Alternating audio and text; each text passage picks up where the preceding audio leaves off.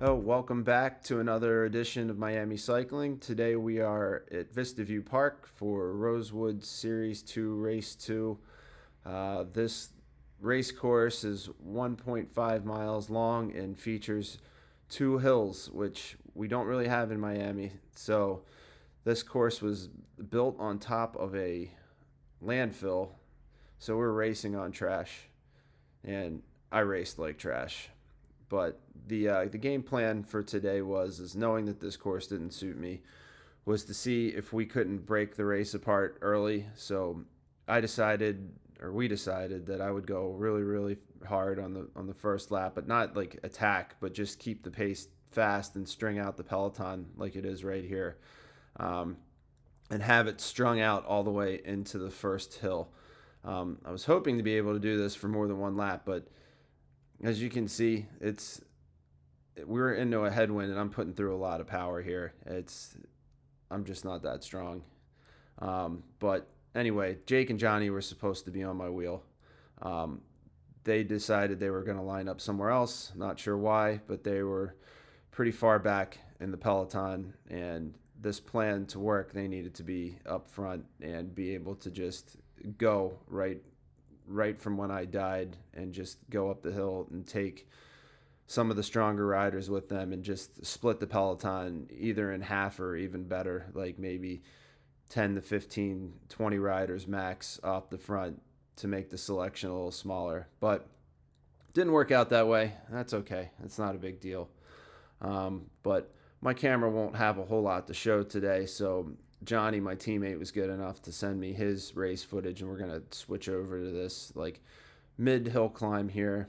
I'm gonna go through and call out some key moments of the race, and then we're gonna discuss some accusations without evidence of cheating. One of the riders from 305 Cycle decided to accuse one of our riders who finished fourth place today of cheating and cutting the course. With Strava flyby and the chips, we determined there was like absolutely no way that happened. You just got beat, dude, so deal with it. But I'm gonna go ahead and put that evidence in the video, so anybody who heard about us cheating can go ahead and see for themselves. It's just bullshit. We don't cheat. It's Cat 4, Cat 5. It's not that serious. Um, if you wanna cheat, there's other ways to do it anyway. So with that, I'm gonna let this first lap go through.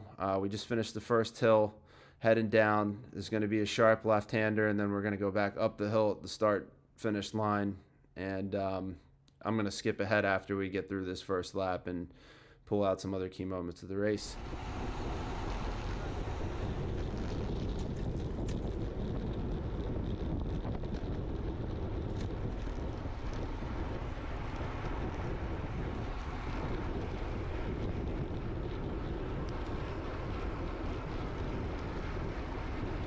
Like I said, it's just going to take you through the first lap so you can see the course.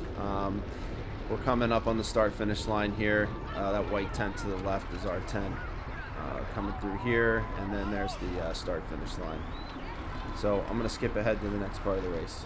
And just checking in real quick, because here I am on camera on the right, getting lapped, but those shoes are fire.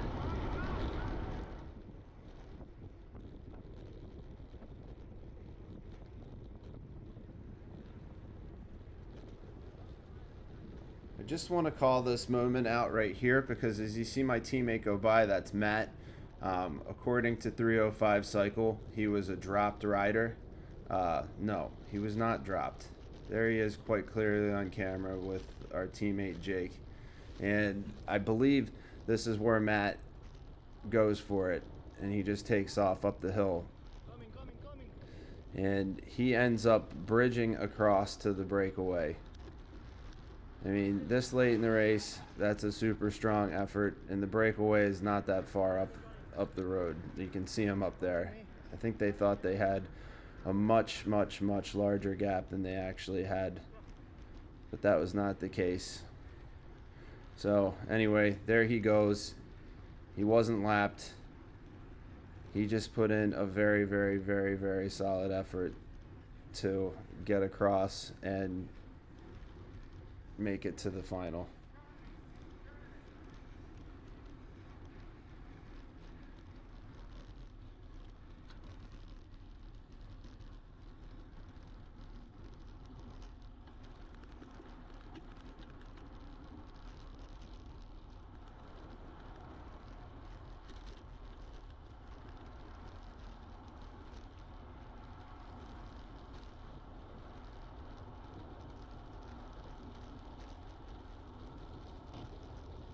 just want to, point out, coming around this turn, Matt's gone.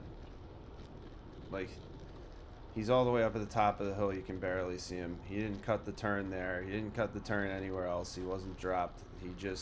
He's strong, and he's new to bike racing, and this course suits him. So, yeah, that's it. It was a good ride by him, and he ended up finishing fourth.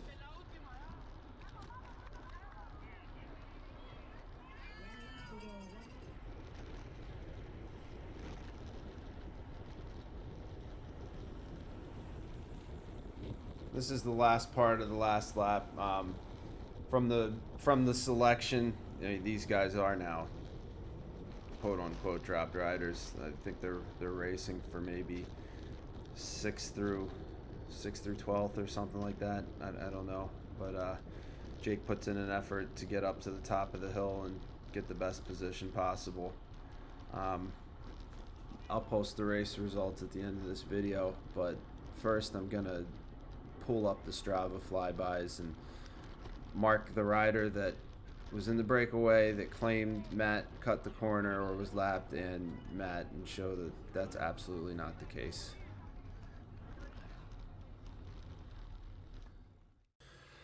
So of course we can't have our best result as a team without controversy.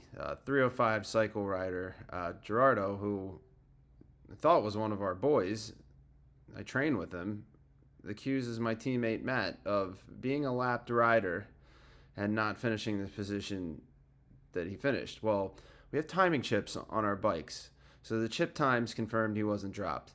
So then the next thing was, and he would not let this go after the race, like he just went on and on and on about it, that Matt had to have cut the course, and this blue line going across is that evidence. So we can see here Gerardo has a gap. It's a nice gap. He's in the quote-unquote breakaway. But as they go up the climbs, Matt is gaining ground on Gerardo's group. They're not as far away as he thinks they were. Matt's coming around. He's not that far behind, and watch what happens on this climb. That's it. He's basically caught now. Go around to the last lap. This is the last lap. Matt catches him on this climb. Go down the hill, and this is the finish right here.